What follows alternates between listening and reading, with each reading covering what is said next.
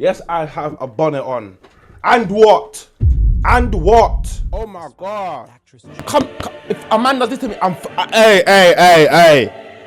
Big man. And she occasionally Is that her? Oh my days, you shoot. Oh. Look at his hairline. Oh my. This guy looks like he has spider eggs on his head, bro. Hey, yo. It's your boy 10-4K and welcome back to the channel. Today, it's murder day. Whoa, that sounded crazy. That sounded crazy.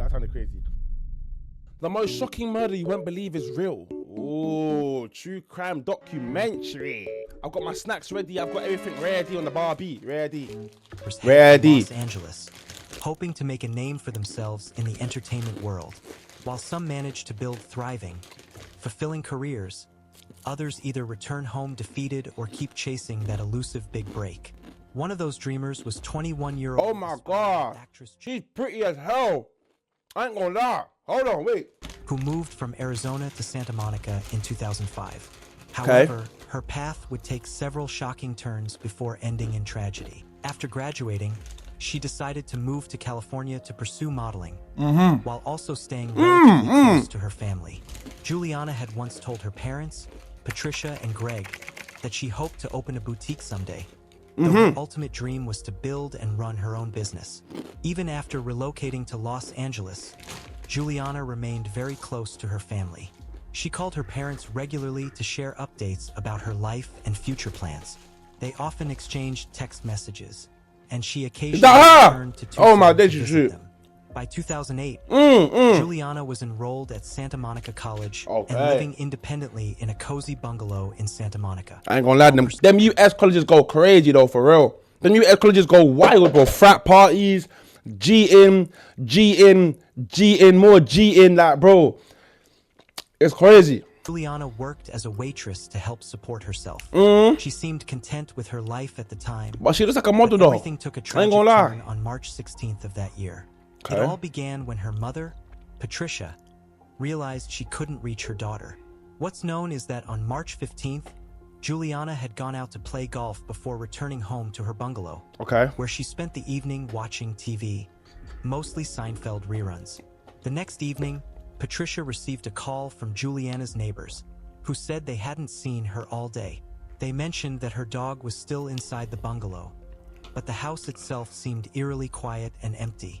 Growing increasingly anxious, Patricia kept calling Juliana's phone, hoping she would answer, but the calls went unanswered, and Juliana never called her mother back. At first, Patricia assumed Juliana was just busy and would call back later. But by 6 p.m., after still hearing nothing... Yeah, after 6 p.m., I ain't gonna lie, everyone should low-key be like, not like on their phone, but like they should have like time, some sort of time. 6 p.m. Unless you're very busy, I get that. But if you're at college and all of that, 6 p.m. you're chilling. 6 p.m. So where are you? I don't know where Juliana is though. She could be on that golf course still. And that there is now airily peak. Because if she's still on that golf course, you know how big a golf course is? Oh my days. She felt something was terribly wrong. She decided to mother's instincts for real. Requested a welfare check, explaining the situation in detail. Officers arrived at Juliana's bungalow and examined the outside, initially finding nothing out of the ordinary. Her car was still parked in the driveway, a sign that she should have been home, yet there were no sounds or signs of movement inside. When officers entered the house, however, they immediately sensed something was off. A strong odor of natural gas filled the air, and they noticed a candle burning near the main entrance. Upon investigating further, they discovered that the gas smell was coming from the stove, which had been left on intentionally. However, the burner hadn't been lit, meaning the entire bungalow was essentially a ticking time bomb. Oh shit. Then, officers made an even more horrifying discovery. After searching the home, they found Juliana in the bedroom toward the back of the house. Tragically, she was already deceased, and it was immediately clear to investigators that she had been strangled. The scene also showed unmistakable signs that she had fought back. The apartment you know what? She fought back for her life because she's alive with this situation. You think someone's gonna if a man does this to me, hey, big man. Evidence later revealed that Juliana's own DNA was found beneath her fingernails, What? suggesting she had desperately tried to pull her attacker's hands from her throat. While there were few clues pointing to who was responsible, one fact stood out. Whoever broke into the home had deliberately turned on the gas in an apparent attempt to blow up the bungalow and destroy any trace of their presence. That's crazy. Of March 15th, around 10 p.m., someone had broken into Juliana's home. Once inside, the intruder attacked her. At one point, for what reason though? Against the floor. What was the reason though? What was the reason though? Have a little expectation or speculation of someone was jealous of Juliana. Someone was jealous of Juliana. Someone was jealous that she was pretty. Someone was jealous that she could have made it. Prague. What do you call it? Vogue. You know, those ones there, she would have been there. Records later revealed that Juliana had tried to dial 911, but the call was disconnected before it went through. A heartbreaking sign that she had attempted to get help in her final moments. The neighbors who had contacted Patricia told police. Bro, that is the most... Bro, imagine you're walking at night, yeah? You're walking at night, cross like country lanes. I don't know if you know what country lanes are, but it's like Essex roads, innit? You're walking through Essex roads, yeah? And why the fuck is there blood on the window, gang? What is this image, bro? At the scene, investigators collected days, cuz. I'm telling you, someone was jealous of the way how she looks, bro. And this is not a bad looking. This is a... Oh, she's fine. RIP to my nigga Juliana for real, though, man. For real. RIP to Juliana, bro. What the fuck, man? Whoever took her life is a dickhead, bro. Fam. Pieces of don't get me angry, bro. Including multiple DNA samples found on Juliana's clothing, her throat, her phone, and the front door. It would take some time for the lab to process these samples and identify who might have been inside her home. In the meantime, detectives began interviewing Juliana's friends and family, hoping to piece together details about her. Because you know what? You can't really trust your friends. You can't really trust your... Hold on. Life and any potential connections that might point to a suspect. Juliana's father suggested that investigators contact John Gilmore, a man with whom Juliana had been in an on and off relationship. While speaking with detectives, he admitted that he had always been concerned about his daughter's involvement with Gilmore, describing him as someone with a violent temper. His fears were not unfounded. Gilmore had once kicked in Juliana's car door and even broken into her home during a past argument. Oh, yeah. When investigators learned this... That's all I had to hear. John Gilmore, pack him up. Pack him up! They believed they might finally have the lead they needed. They immediately began searching for John Gilmore, and it didn't take long to locate him. During questioning, Gilmore admitted that he had gone to Juliana's house on Sunday morning, but claimed that, despite seeing her car parked in the driveway, she never answered the door. He told investigators that he hadn't noticed any smell of gas, but when he looked through the security gate, he could see a candle burning inside. Gilmore admitted that he and Juliana occasionally argued, and when questioned about the violent incidents her family had mentioned, he acknowledged that they had fought on multiple occasions. One particular argument had taken place on Saturday night. According to Gilmore, the tension started when he called Juliana to tell her he'd be spending the evening with some friends. She apparently became irritated and hung up on him. After that, she decided to go out with one of her own friends, while Gilmore attended a house party a few miles from her apartment. The two continued texting throughout the evening, though their messages carried a lingering tension. Around 10 p.m., Juliana stopped responding altogether. The next morning, when Gilmore still hadn't heard from her, he tried calling and sending several more texts but got no reply. Concerned, he decided to stop by her bungalow, but when he couldn't find her, he eventually left. Although Gilmore was initially the prime suspect, security footage from the night of the murder soon cleared him. Surveillance cameras showed him... No cap! There was no cap on that one. No cap. There's no cap. A Jack in the Box restaurant and a nearby convenience store between 9:45 and 10:15 p.m. Additionally, several people from the house party confirmed that he had been there during the time the attack took place, effectively ruling him out as the killer. When forensic tests revealed... See, look, he will shout at her, but will never kill her, bro. So now I've still got my suspicions that someone was jealous the way how she looked, bro. Someone was jealous the way how she looked. I'm telling you, bro. So John, you're clear. Say no more. That most of the DNA found in Juliana's apartment belonged to a woman rather than a man. Oh. It completely ruled out Gilmore's involvement and left investigators with more questions than... Oh. Do you hear bro, did you hear my speculation in the beginning though? I know this shit. I should be an investigator for real. It was around this time that another man entered the picture. Who? A physician named Munir.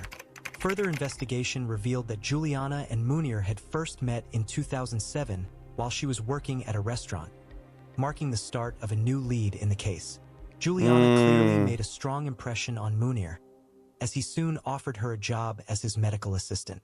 She accepted, likely eager for the opportunity to earn more money. Fair enough. Since working as a restaurant hostess or server hardly paid well, especially given the constant stress of dealing with difficult customers. However, their relationship quickly evolved beyond a professional one. Juliana eventually agreed to move in with Munir, and during that time, he provided for her and allowed her to live in his lavish Beverly Hills home. This nigga don't look right, bro. He doesn't really look right, though. I ain't gonna lie. He looks a bit tapped. But, how old is he, though? First, the arrangement may have seemed exciting and flattering. But before long, Juliana grew uneasy about Munir's behavior. Because he's trapped him. He's trapped her. You never know how someone is until you live with them. You might think outside of this four walls or whatever, oh, yeah. You see this girl. She's such a nice girl. Yo. You know, she's always nice to me. She always makes me my coffee, my little sandwich and that. You know, I like her. You know what I'm saying? She's nice. But now that I'm living with her blood, I don't even get a coffee. I don't even get a sandwich. I don't even get cereal, cuz. It's that peak. She began to I'm on house arrest. Suspect that he was becoming increasingly possessive, perhaps even obsessed with her. At one point, Munir even proposed to Juliana, promising to buy her a luxury car for her 21st birthday. How old is he? Oh my gosh. He certainly had the means to provide for her, but what might have seemed generous soon began to feel unsettling. Juliana grew uncomfortable. Yes. Especially since Munir had a reputation for showering women with expensive gifts like cars and jewelry. It's uncertain whether Munir was exaggerating their relationship out of infatuation or simply misinterpreted Juliana's intentions. Either way, his behavior became increasingly odd, and Juliana soon realized she needed to distance herself. Determined to regain control of her life, she decided to end things with him. Yes. She eventually moved out, settling into the Santa Monica bungalow her father helped pay for, hoping to start fresh. It was somewhat surprising that Juliana and Munir stayed in touch even after their breakup. Why? Come on, Juliana, man. Come on. You see girls that stay in contact with their ex, don't chat to me. I done it one time. Never again. Don't chat to me. Don't. Hey. Shush. Don't chat to me. I don't know you. You don't know me. Allow it. Move. You know what I'm saying? Move. I don't know you like that. Talking about, oh, he's just my friend, like, you know, he's just a friend. It's nothing like that. It's nothing like... Shut your dumb ass up, gang. Because you know what it is. Why are you chatting to your ex for and you're chatting to me? Move. Which by all accounts had ended on good terms. One of Juliana's friends later revealed that the two, along with her, had once taken a trip to Las Vegas to celebrate a friend's birthday. Okay. Things weren't as innocent as they seemed. When Juliana's father decided to look into Munir's background, he uncovered something deeply unsettling. What? Munir was not only married, but also had 3 children living in Lebanon. When he told Juliana what he had found, Munir's family had no idea about her or the other women. So this one is a cheater. The revelation left Juliana shocked and heartbroken. Look at that, walking away. It's a bun you stink. You got 3 kids, safe. Look at her now, walking away. Look at her walking away. You stinky you. Look at my man. Shame. Face hang down. Shame. Or to do with Munir. Waste, man. Stinky you. Yeah, put your hand in the pocket, bro. Because your hand stink too.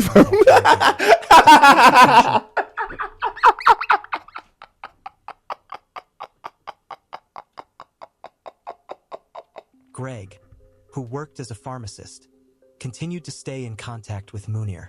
The two had been collaborating on a business venture, but the deal ultimately fell apart after Greg began to suspect that Munir might be running his operations in a questionable, possibly illegal way. As more information surfaced, it became increasingly clear that Munir was not the respectable professional he had pretended to be. Investigators couldn't ignore the unsettling coincidence that Juliana's death occurred just a week after the business deal collapsed. This timing led them to suspect that Munir might know far more than he was letting on. However, his DNA was not found at the crime scene. And by that time, he had already left the country, making it impossible for police to question him immediately. In the meantime, they decided to dig deeper into his background, and what they found would raise even more suspicions. Investigators began looking into the women who had previously worked with Munir, as his history was... So it was one of the women that done it.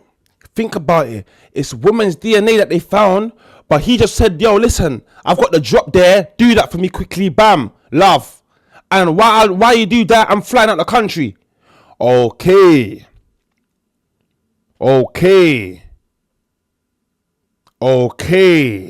Them was reportedly questionable. While there wasn't yet concrete evidence to back it up, detectives suspected that the female DNA found at the crime scene could somehow be connected to him. Yes. Most of Munir's former female associates had either cut ties with him or knew nothing about Juliana, but suspicions grew when police discovered his past relationship with a 47-year-old woman named Kelly Supak. Within just 18 months... Yeah, you see, like, I can't lie. I'm not going to be like... Well, I'm going to have to be. But this one is a South Korean, yeah? This one is a South Korean woman, yeah? You see, when you get a South Korean mad, it's either two things. She's going to slap you up or she's going to kill you. It's just that simple. And now she's found out that her man has been cheating with this little... Obviously, Gianna ain't a little girl to me. Like, you know what I'm saying? You know what I'm saying? She's a grown woman to me, you feel me? But to her, that's a baby. What? This little baby? I'm going to X her out the... Oh, bro, it's peak. Munir had transferred more than $1 million to Pak through several large payments. She had once worked as a real estate broker and had been involved in many of his business ventures. She's up! Though investigators couldn't yet prove she had any role in Juliana's murder, they decided to have Pak placed under surveillance. She's up! Hoping to discreetly collect a DNA sample without alerting her. A move that would soon prove crucial to the case. Investigators knew they had to proceed carefully. If Kelly Supak was involved, yeah, she's tapped. Alerting her could risk... She's a Asian too. Don't ask me how I know this shit. She's a Asian. She's from South Korea, and her dad's probably like American. Bro, listen, allow me innit. As well. So they decided to collect her DNA covertly. How? Their patience eventually paid off when they retrieved a discarded cigarette butt from her, which was then sent for forensic testing. The results were groundbreaking. Pak's DNA matched the samples found throughout Juliana's bungalow. This confirmed she had been present during the attack. And although Munir hadn't yet returned to the U.S., it strongly suggested he was also involved in some capacity. Pak was quickly arrested and charged with Juliana's murder. Meanwhile, Munir vanished without a trace, reportedly fleeing just days after learning of her arrest. Investigators believed he had likely gone to Lebanon to avoid capture. Yet one major question still remained. What was the motive behind Juliana's killing? Investigators theorized that Munir had paid Kelly Supak to attack Juliana as an act of revenge, either because he was angry over their breakup or upset that his failed business deal with Greg had damaged his reputation. You bitch. One prevailing... Look at my man's face. Look at his face. Looking like one hamster. Get out of here. Get out of here. You had to run. Be a man and face your consequence, pussy. You need to go jail. Jail time. You dumb? Trying to flee the country and that. Don't let me catch you, fam. Pussy. About Lebanon, fam. I'll call to Lebanon, bro. Box handy in your face. Your fake beard. Look at your eyes. Yuck. Ears. Yuck. That Munir sent nose. Yuck. Teeth. Yuck. Look at his hairline. Oh my. This guy looks like he has spider eggs on his head, bro. On my life, bro. Look at his head. Look at his hairline. This hairline's mash up. Oh my days. Looking like macho man in this bitch. Juliana in a McDonald's haircut in this bitch. I hate people like this, bro. I hate murderers, bro. I just hate murderers, bro. How much people have been murdered that have talent, bro? music, YouTube. Come on, bro. Like, oh my days.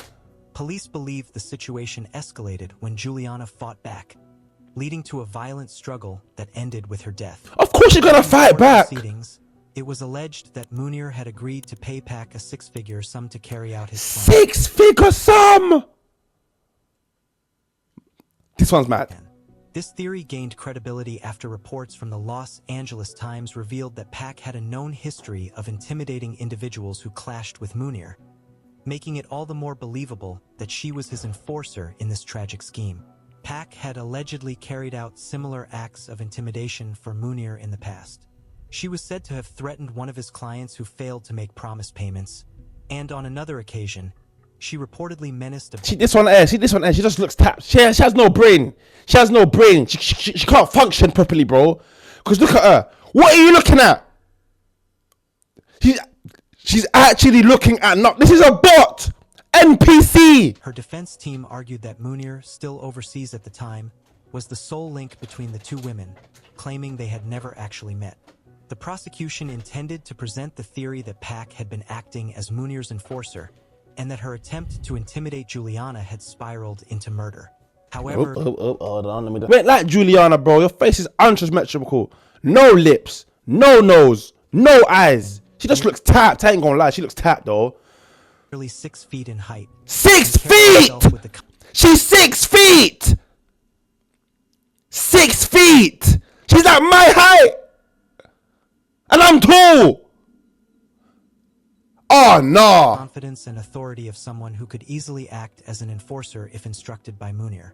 Her presence was said to be intimidating, with a commanding personality that few could stand up to. As more evidence surfaced, it seemed increasingly likely that she would be convicted of Juliana's murder. 6 feet! DNA was found in multiple places throughout the bungalow, on Juliana's clothing, the front door, the locks, her phone, and most incriminating of all, on Juliana's throat. Investigators also discovered her fingerprint and a drop of her blood on a dish in the kitchen sink. The prosecution argued that this was undeniable proof of her presence inside the apartment that night, and that, since the two women had never met, Pac had no reason to be there except to carry out an attack ordered by Munir.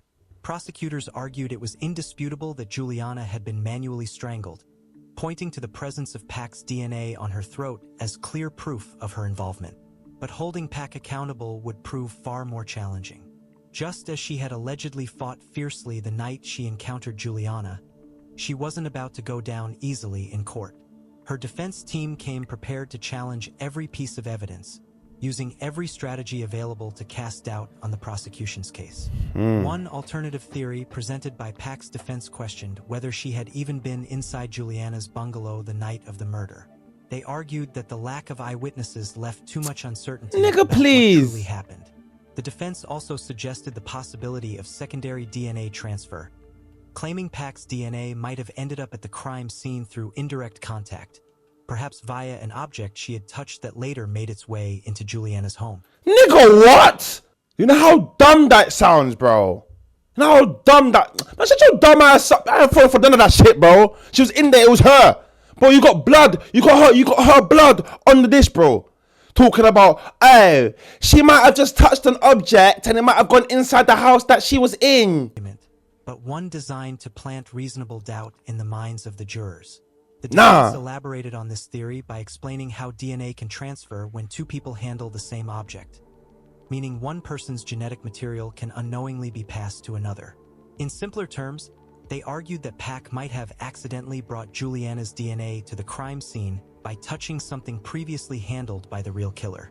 They pointed to a specific example, a towel Pac may have used months earlier while visiting Munir's Beverly Hills home. According to the defense... Oh, hold on. You know what? That's true. Now I get what they're saying. I'm thinking, okay. I get it now. I didn't let them cook. Okay, cool. I get... Oh. But why is DNA on her throat, though? Explain that. Further claimed that because Pac was a frequent visitor at Munir's residence, and since Juliana... Move again, blood. Move again. I want to break this door, bro. Juliana had once lived there, it was entirely possible that her DNA had been transferred unintentionally, rather than through direct contact during the crime. Addressing Munir's alleged role in the crime, the defense argued that neither his breakup with Juliana's father nor a failed business deal provided a strong enough motive for murder. Since Pak and Munir had a history of professional dealings, they maintained that the large payments sent from Munir to Pak were simply legitimate business transactions, money he already owed her. The prosecution, on the other hand, presented a far darker picture. They claimed that Munir had once bragged about hiring a woman he described as a female James Bond, suggesting she was paid to carry out covert and potentially lethal assignments. Prosecutors asserted that Munir had both the motive and means to order a hit on Juliana. As the trial continued, the case took increasingly strange and almost unbelievable turns. According to the LA Times, phone records revealed that Pak had contacted Juliana's workplace and was seen outside her bungalow the night before the attack. Since the two women had never met, investigators believed Pak had reached out to learn Juliana's schedule and gain access to her apartment while planning the assault. Moreover, both Pak and Munir were under investigation for their alleged involvement in a health insurance fraud scheme that police were still actively probing at the time. When the jury ultimately ruled in Pak's favor, the verdict shocked everyone. The trial had dragged on until 2000. What? That shit actually worked? No. And gain access to her apartment while planning the assault. Explain the DNA on the neck, gang.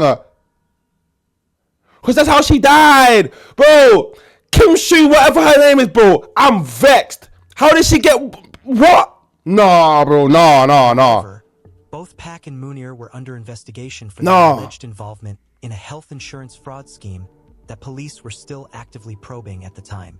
When the jury, Ellie Sue Pak was found not guilty. How? Left the courthouse, Juliana's friends and family erupted in anger, shouting that they knew she was guilty and that justice had gone terribly wrong. In the end, no one was ever held accountable for her death, and the one man who connected all the key figures in the case was never even questioned, simply because he had vanished. The verdict left Juliana's family heartbroken, understandably devastated. They released a written statement expressing their deep sorrow and frustration over the absence of justice. To make matters worse, Lebanon, Munir's home country, has no extradition treaty with the United States and is known for shielding its citizens from foreign prosecution. This meant Munir would never face consequences for his alleged role in the crime as long as he stayed there. Her family struggled to comprehend how such overwhelming evidence against both Pak and Munir failed to Nah, bro. This just goes to show that the legal system sometimes is just stupid. What is this, blood? We're watching Catfish next, I ain't gonna lie. So make sure you hit up the next video. Make sure you subscribe. I'm literally gonna watch it right now.